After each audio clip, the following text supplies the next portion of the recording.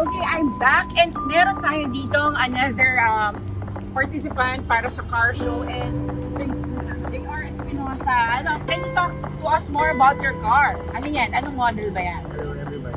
This is a Miata NP2 RS.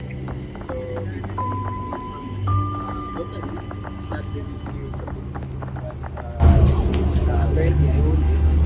It's one to one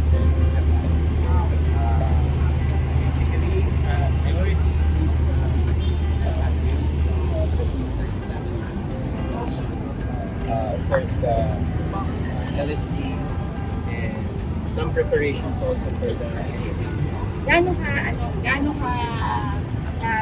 maintenance ng ganitong sasakyan?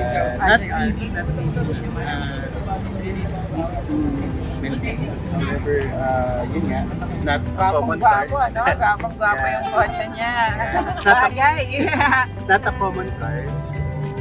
With much, some parts will come from other countries or from others available locally. Okay, so na-enjoy mo naman being in part of a club or a group with ano yung may expect pa being part of the Master?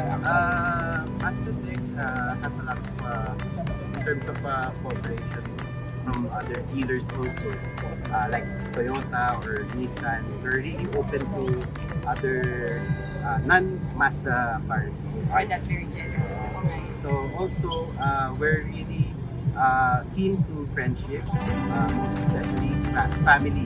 Lahat ng mga members dito, nung una binata pa, tapos nagkaanak, tapos nawala. But at the end of the day, yung anak na nila yung nagtutuloy. Oo, kasi kanina sa interview ko kay Sir Joel, 22 years na yung club, di ba? Grabe. If you have a club like that, pamilya na yun, di ba? Kaya yun yung maganda. So, visit the area for Greenfield District Family Day at check out the cool cars here na naka-display. And yeah, talk to the mga owners dito, ask them paano nila na-maintain yung mga ganito kagagandang mga sasakyan. So again, JR, thank you so much. Okay, bye!